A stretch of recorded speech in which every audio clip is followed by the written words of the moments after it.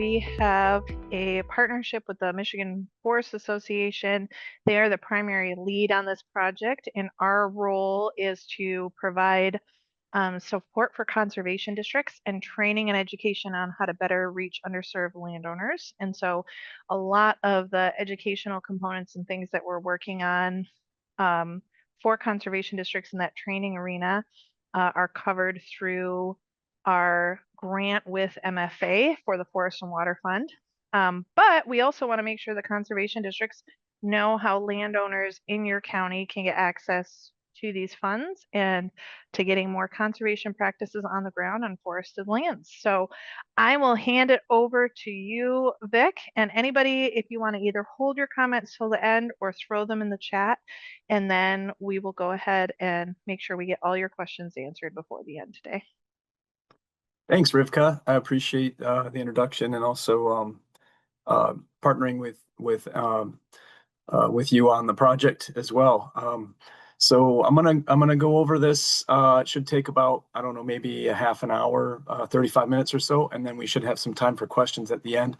Just wanted to start out by saying that this project, the Forest and Water Fund, it's a partnership with the Michigan Association of Conservation Districts, the Michigan Forest Association, also the DNR Forest Stewardship Program, and it's funded by the USDA Forest Service. So that's all up there on the introductory slide. And then today in our agenda, we're going to do a really quick introduction, and then we're going to talk about what the Forest and Water Fund is, as well as the covered practices, and then how people participate in the cost share, and also who is eligible for that. And then we'll go over the application process, and then I want to talk with you all about how you can help us to implement the program, and then I'm happy to answer any questions you have. So what is the Michigan Forest and Water Fund? Well, it's funded by USDA Forest Service. That's an IRA grant, and it's the FLS program through the Forest through the Forest Service. It provides cost share funding for private landowners to do good stewardship work on their land, particularly projects that mitigate and adapt to climate change, increase resilience through good forestry work. It has an emphasis on co-benefits, so particularly water quality, wildlife habitat, things like that. But ecosystem services is a consideration also with this program, and something that we're keenly looking at, partly because we want to continue the funding into the future, and that's where the funding will come from, is from those ecosystem services that are provided by forest stewardship work. This is a combination of two grants from the Forest Service for a total of $6.4 million for the cost share program. It was a total of $8 million. 6.4 is available for landowner cost share. The grant period ends in December of 2029, and we anticipate having 90% of the money contracted by May of 2028. And that's really important because we need to have time for people to complete the practices and for us to wrap up payments in order to report back at the end of 2029. And reimbursement payments can be up to $25,000. So any landowner can get up to $25,000, and that will cover material supplies, consultants, contractors, any necessary plans, and some landowner labor. And I'll introduce real quickly the Forest and Water Fund team. All three of us are staff at the Michigan Forest Association. I'm the project manager. I come from a background of wildlife biology, and I've worked with land conservancies for most of my career, working at the Little Traverse Conservancy and also the Grand Traverse Conservancy for a combination of about 24 years, and then started here last July. Nicole Doyle, who may be on the call, is our executive director for the Michigan Forest Association, and Melissa Franquist is the grant accountant. She's the one who will be making the payments to the landowners and helping to keep track of all of our grant information. So now I'll just get into the cost share practices, and I really love this photo. This photo was sent to me this spring for one of the projects that we funded. It was a prescribed fire in an oak woodland, and you can see the morel mushroom there in foreground as it's burning slowly in the background. Kind of a cool representation of a spring burn. So prescribed fire is one that's getting a lot of interest across the state, particularly in southern areas. The purpose of the practice is to use it as a tool to maintain and restore fire adapted systems and also to prevent catastrophic fire. So there's a few different ways that fire could be used. It is best done, or I guess some of the examples that I can give you would be an oak savanna, as a burn or as site preparation for other restoration activities. Some folks are looking at it as an invasive species removal tool, so you can use it for any of those things. And we all, we're looking for creative solutions as well, but it has to be a forested habitat. That's one of the keys here, is that a pollinator habitat won't work, grasslands won't work. But if you're doing an oak pine barren, oak savanna, anything like that, we can burn those as well. So it's a pretty cool practice. And if you have any questions about that one, we'll have time at the end too. Another practice is the ecological tree planting. And this one, of course, makes sense from a climate mitigation perspective, because we're, planting trees, which grow and sequester carbon. But also it can have secondary purposes of protecting water quality when done near riparian areas. So the purpose of this practice is to increase species diversity, to improve forest resilience, and increase carbon sequestration to mitigate climate change. Examples of this would be maybe underplanting in an existing forest to increase underrepresented species. You could maybe do this as an assisted species migration project, something like where maybe you want to convert a field to a forested habitat, and it can be used for creation or restoration of a forested habitat. But again, the goal has to be a forested habitat. We can include also trees, shrubs, or other representative species that are associated with the habitat goals you have for your forested habitat. So that can be kind of a cool thing that we can do plantings for. In an oak savanna, we can do the tree plantings, but also help you with some of the seeding for the grasses and wildflowers, and even some shrubs that may be associated with those habitats. Forest resilience treatments. Now, this one is a catch-all for pretty much anything that you do in an existing forest that will help to increase diversity, species diversity, structural diversity, and improve resilience to climate change. Ideally, it's reducing the threats of stressors within the forest. Also, so examples of these could be things like pre-commercial thinnings. Ideally, we wouldn't be looking necessarily at a red pine thinning, but if you had a hardwood stand of some sort and you wanted to go through and do a thinning that was non-merchantable, we could help you to afford to be able to do that practice. Creating canopy openings, maybe where the scale of the project is too small to get a commercial operation in there, or the ground is too sensitive for a traditional logging operation. We can help you to create canopy gaps. Then we can pair that up also with tree planting, for example.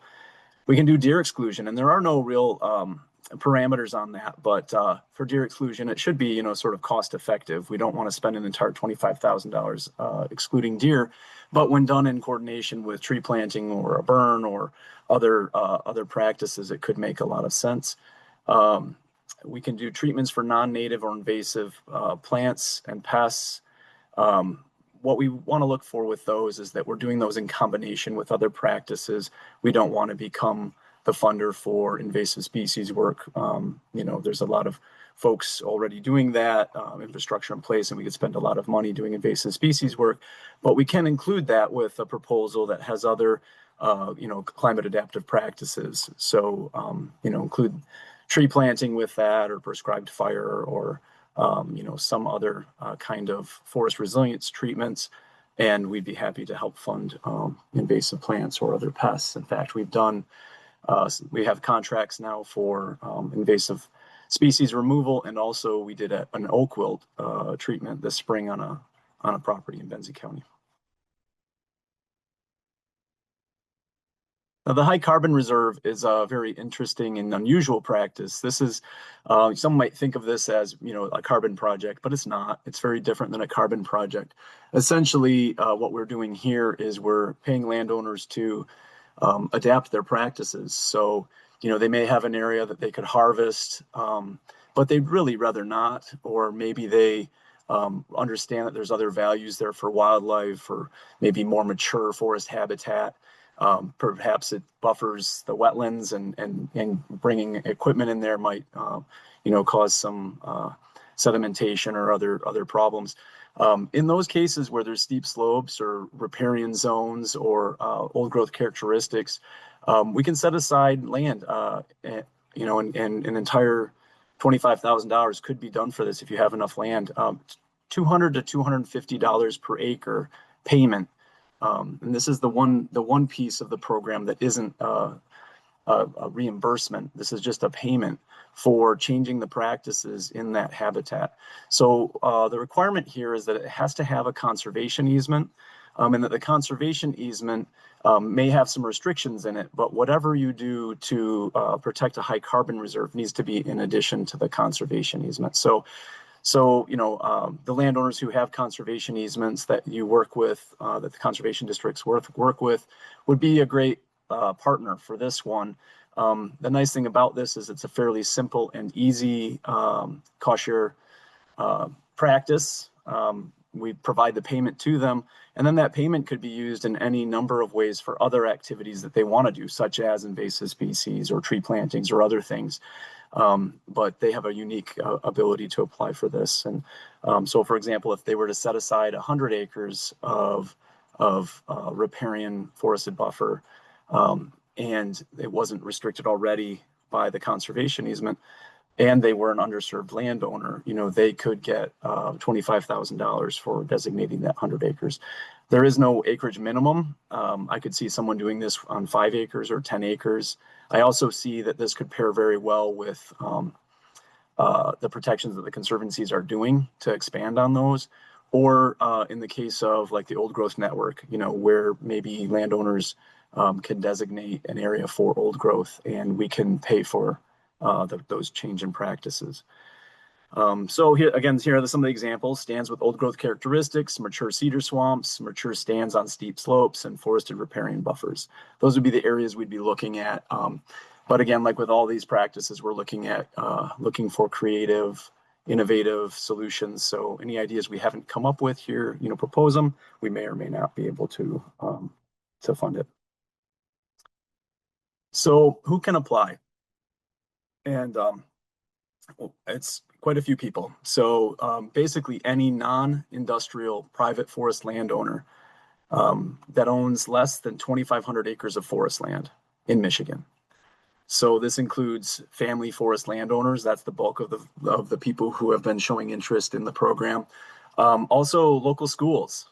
So if your local school has a school forest that they own as a local municipality, and not necessarily, won't work if it's federal land that they're using as a school forest. But anytime that the local school owns land and has it as a school forest, or has a project they'd like to do on land, they can apply as well. Other local units of government, so your cities, townships, etc., could apply. Tribes, tribal governments, as well as tribal members can apply for this. Nonprofit organizations are great partners because they often have land that they can make available to the public for demonstration. And the same goes for colleges and universities. They all can apply to this program. Now here's where some of the details get a little confusing. So I'll try to go through this, and I may have some questions on this. But projects can be up to $25,000 per landowner. And as you know, landowners can have some wild and crazy structures to their ownership. So there can be multiple owners. There can be people that have that are part owners on several properties. any one landowner can have up to $25,000 for all of the properties that they're involved in. And so you can apply for one property or multiple properties, but only $25,000 per landowner.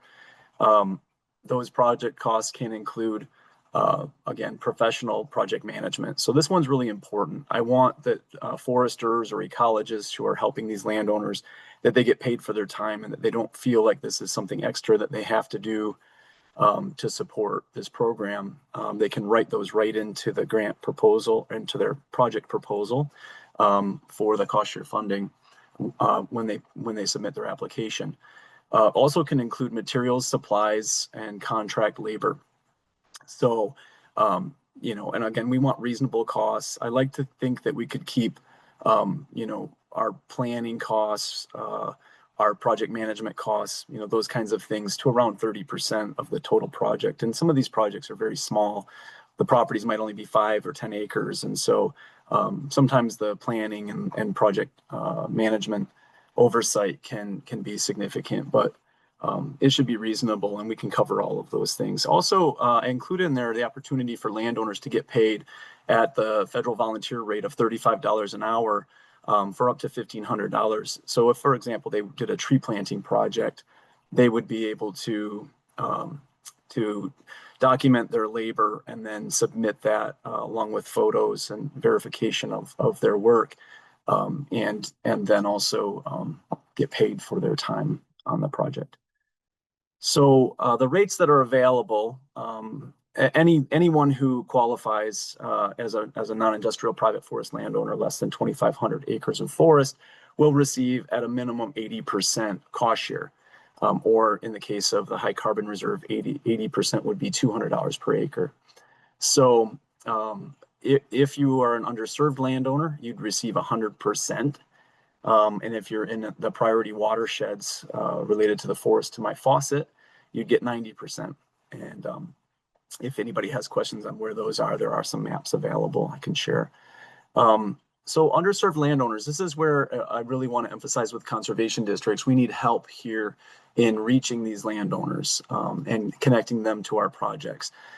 Not only do 40% of our money needs to be spent on underserved landowners so that we didn't have to provide a match to these grant funds. But we also want to make sure that these underserved landowners are being engaged and that the forests that have maybe been historically undermanaged or had poor access to foresters or resource professionals, that they can not only get the money from this grant program, but also access to professionals to help them manage their lands. So underserved landowners include veterans or active military, anyone who's owned and managed forest land for less than 10 years, and then tribes and tribal landowners also are covered 100%. Impoverished communities, so those would be communities, and I think there's 5 counties. If you suspect you're in one of those, I can help you with those. I don't remember them off the top of my head, but they're basically counties where the poverty level is above 20%. And then low income landowners. So there's some requirements there for maximum income levels. So for example, I think it was, for a family of 4, there's a number. For an individual or for a married couple, there's a number. And if you make less than those requirements, you're considered to be a low income landowner and will receive 100% as well. And those numbers are fairly low. And we also know that many forest landowners are land rich and cash poor, and increasingly more so, people who are low income are unable to buy forest land. So, but there will be some of those out there, and we can work with them to get these paid for. In fact, I'm working on a program component right now where we may be able to get funding, short-term loans for these landowners. So that they can, have money up front to do the practices, so that some of these underserved landowners can have better access to this program. That way, when they get reimbursed, they're just paying back on a loan, but they don't have to wait until they have cash flow to be able to do the practices. So I think I've covered this slide well enough. 100% for underserved, 90% for priority watersheds, and 80% for all others.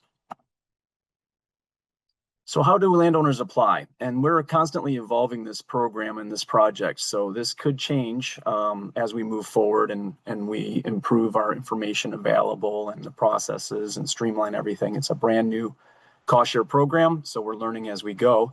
But the first thing a landowner should do is visit our website. And I apologize that that blue kind of washes out a little bit against the green, but that is www.forestandwaterfund.org.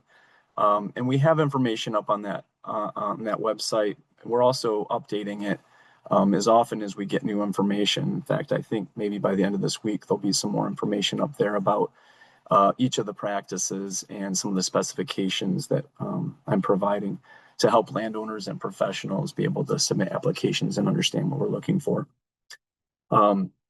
Next, the landowner, after they visit our website, they should coordinate with professionals and develop a feasible project concept. You know, if a landowner has an idea, they really need to be talking to a professional to make sure that it'll work, that it's practical, feasible, and that it fits our goals, but also that it's appropriate for their land. Then they can sign up on our website with a pre-application, and that part may change here shortly. But for now, they go to our website, they can learn the information there, and then they can pre-apply online.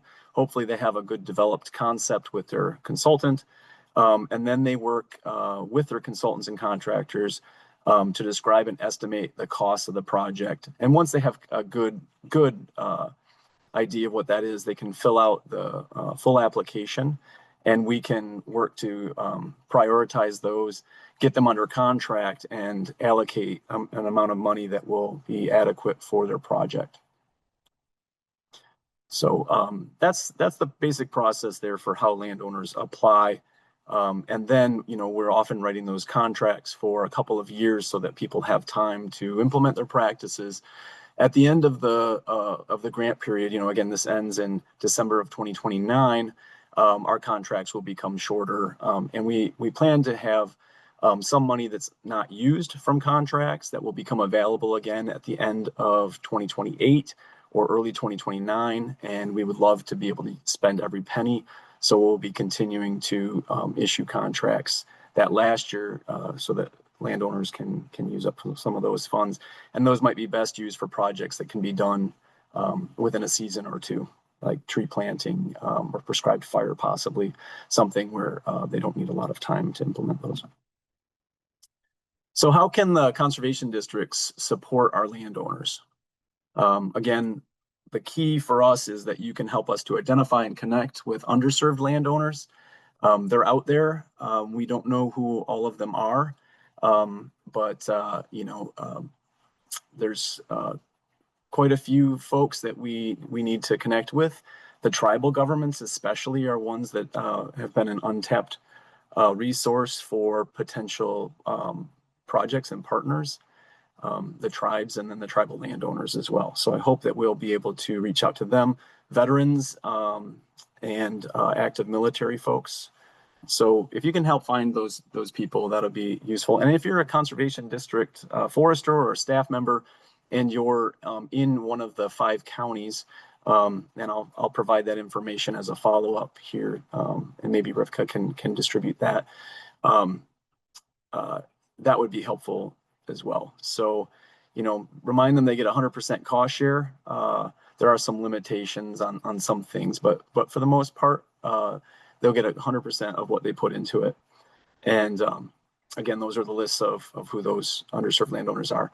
And then if you come across landowners and they're interested in the program, or you share the program with landowners in general, help to identify projects and help them to connect with professionals to help them to assist them with developing the concept for the program application, and then also for you know, someone to help them to implement it.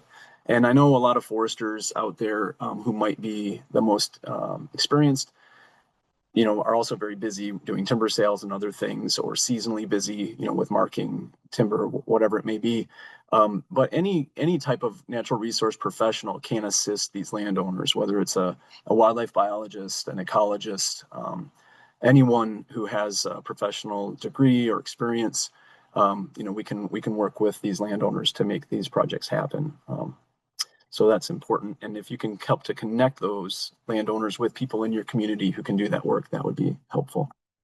So that's it for my presentation. I'm happy to take any questions that you have on any of the sections, and I can scroll back through and look at slides if you have questions about particular slides.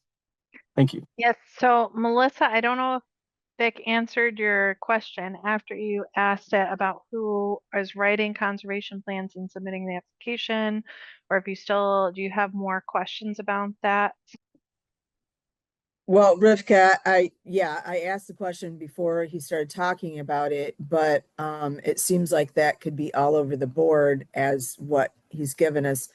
And I was really going for, did we have to have a forester on staff in order to be able to put this plans together? But it sounds like to me now that I've heard the whole thing that potentially the landowner is going to want to be working with somebody before they actually submit an application. Yes, Yes. that's correct. Yeah, yeah. And so Y- I think I think we're going to need to know as conservation district staff, even to point people in this direction to be understand a little bit more about what it all entails. Because, if we're working with people already, which I got a half a dozen people in mind as we're talking through this, I need to understand the program a little bit better myself to even be able to articulate what the benefits are to them. So any So more the information that we could materials have we're with going to that. be, yeah, the materials we're going to be sending out after this, Melissa, we'll send a copy of the recording of this meeting. We also have a flyer that is a printable PDF that you can print out and have available at your district that talks about who who can apply and what the practices are and what the application process is. So those flyers will all be provided to you, as well as information about the practice standards, and the full application, so that you guys can Yeah. all see Okay. what is included on the application, and if um, individuals have questions or whatever, that you can help point them in the right direction. So we'll be sending out all of that information as a follow-up to this, so you kind of have a little toolkit, more or less, um, Sure. and be able to share that. And so, Steve, as far as your question, can someone come into the district to provide this presentation? I think number one, feel free to distribute the recording of this meeting widely to whoever you think it is applicable to. There will be a presentation at the fall conference about this as well in October. And I won't speak for Vic, but subject to his availability or other MFA staff, I know that that is something that they have done, is go to individual districts to present information about it too. So if that is of interest, I would just say reach out to Vic, and the MFA team can kind of determine who is geographically close and or has time availability, and work on that. Um, Dana asked, do you have connections with VA hospitals who sometimes have more programs than just hospital visits within their buildings? I don't know if we've done any outreach to VA hospitals, but that's a good idea for a place to distribute resources and information. Danny asks, if the conservation district owns land as a unit of government, would they be eligible? I believe the answer is yes, but Vic, I think you know more about what's eligible and not eligible entities. I'm trying to think. I'm trying to remember what I learned a while back about how conservation districts are formed, and they're sort of quasi-governmental, right? So they're like, are they sort of a branch of the county government in a way? No, we're considered special purpose units of state government is the Okay. technical term. So I So it's think, not state, it's mhm. not county. The other entities that are under that same classification are things like fire departments. like our special Okay. purpose use of the state government. Okay. So I think in that case, I'll just have to double check that state entities are eligible. I know federal is not, and I suspect state is not because it basically said local units of government, but that was the federal government's information that I was using. So maybe they consider state to be local governments, but Well, state, it is we can, not state. And so that's a really important clarification. Like, even though we are regulated by the state, yeah. we're not the state. And here's how we know, because we're not applicable for state health insurance benefits for our employees. Hmm. So it would specifically be about local government. So I Okay. guess the answer to your question, Danny, is Vic will look into the grant language and probably I I would give will. that to Melissa. Melissa probably is the person to answer that Yeah. as the keeper of all the grant knowledge. And she'll be able to get that answer to you. Yeah, I'll check into that and I'll get back with you all. Okay, Brooke asked if we have landowners that have USDA NRCS cost share assistance for tree or shrub plantings, could Forest and Water Fund cover tree tubes to protect them from deer browse if it's not included in the USDA contract? This is a great question, and it's almost like you were planted in the audience.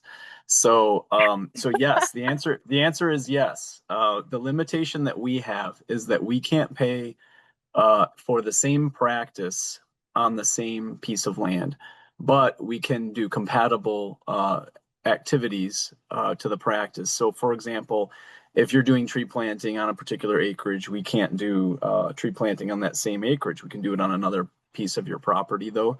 But if you do a tree planting and you don't have deer exclusion, or you don't have tree tubes, you could apply for those. Now, your application on the surface may not look very competitive because of the fact that you're just applying for tree tubes and not tree planting. But as long as those applications are described as having a partnering funding source and leverage for a better project between the two programs, that will help your scoring for the project. And so, what I would suggest though is that people think about creating very robust proposals that include multiple practices when possible, so that they can have a greater impact on their piece of land. Because this is 25,000 and it's spread across the state, it's nice to think that the impact that we're having locally on these pieces of property will be somewhat significant. So I would love to see us partner with other programs. I'm working also to pair up with the Family Forest Carbon Program so that we can make what we're doing with the high carbon reserve and what they're doing with that compatible as well. And so far, it appears as though we're able to do that. But the same thing for any other federal cost share assistance. We can't pay for the same practice on the same piece of land, but we can pay for different practices on the same piece or on a different portion of the property. We can pay for that practice. So I think that makes it pretty compatible with most of the programs out there.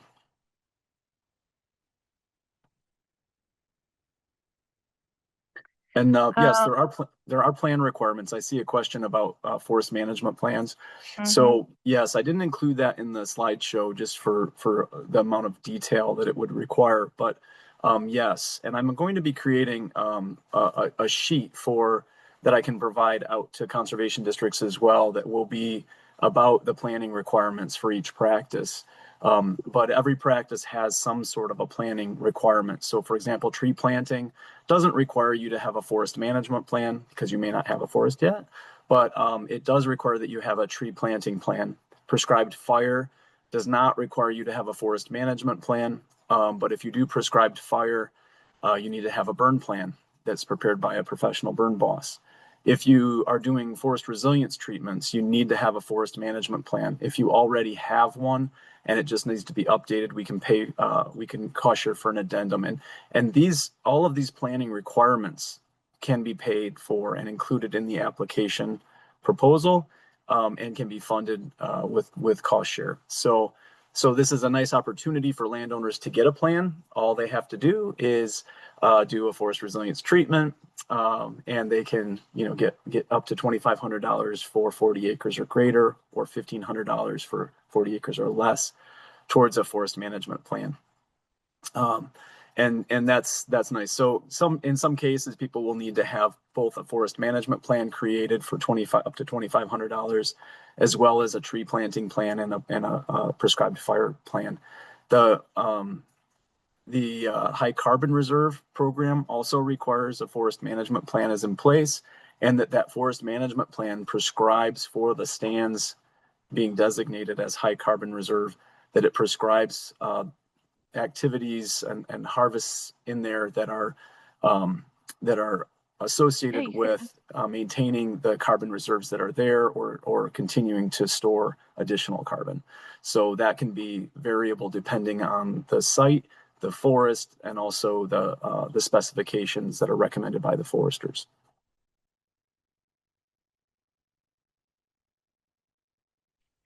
Melissa asked a follow-up question. Does the forest management plan need to be written by a TSP?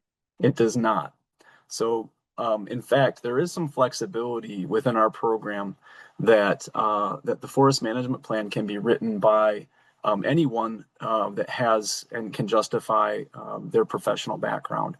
So, a forest management plan can be a property level management plan that includes forestry components.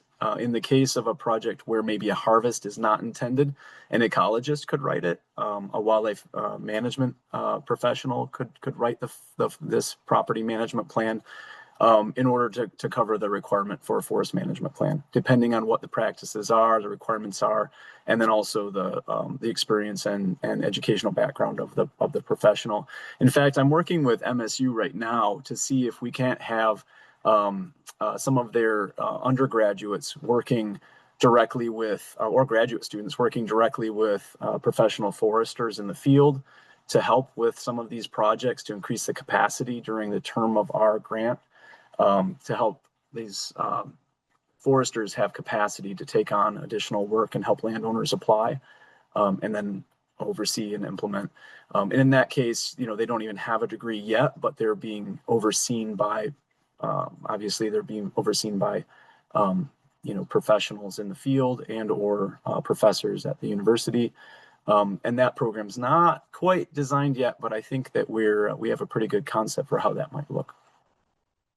So yeah, there's quite a bit of flexibility, variability. If someone is questioning whether or not their resource professional is qualified enough, they can chat with me about it, and it really will depend on what we're trying to get out of it. The goal of that is to ensure that the federal money is being spent in a way that is practical and feasible and likely to have success.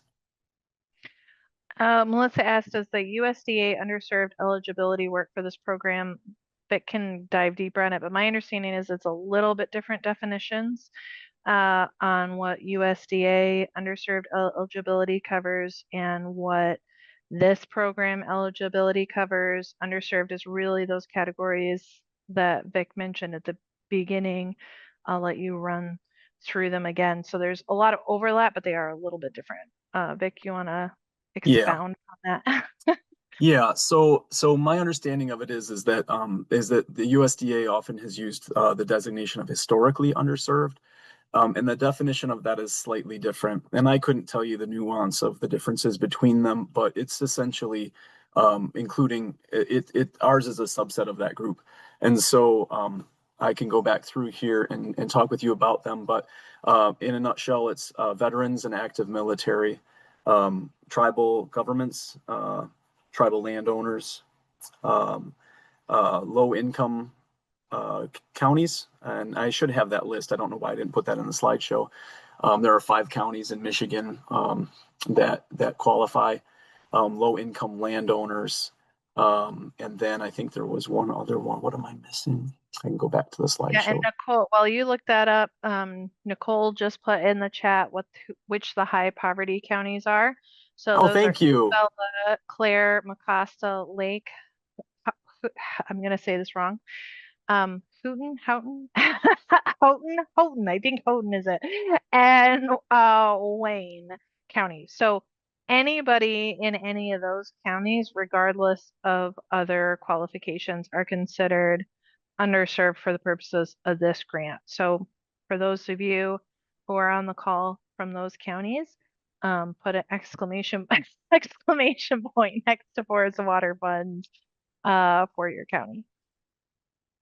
And then the one that I forgot there was the most obvious one, and the one that most people, I think most of the underserved landowners that we work with, will fall in the category of having owned and managed forest land for less than 10 years. And that's they're new to owning forest land and they need some additional assistance too. So that's going to be probably a large percentage of the number of landowners who get the 100% cost share will be new forest landowners.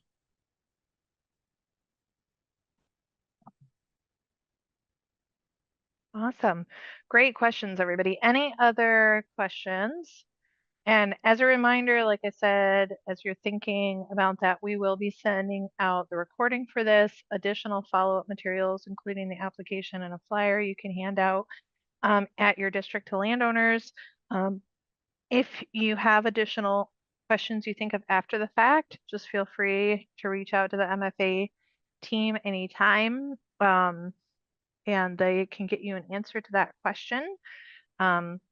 But any last minute questions for anybody before we've got plenty of time, so don't feel rushed.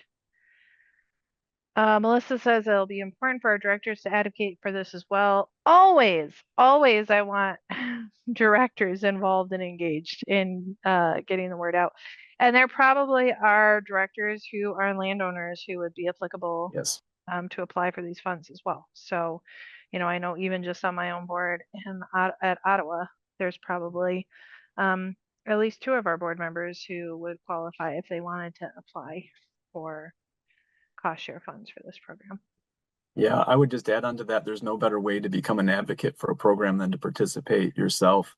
I know in my working with landowners when I was with the Land Conservancy that having gone through some of the NRCS programs and cost share, it made it very easy for me to be a liaison and encourage other landowners to participate by explaining it to them from my perspective. So any of the board members or staff of conservation districts who want to participate, feel free to put in your proposal.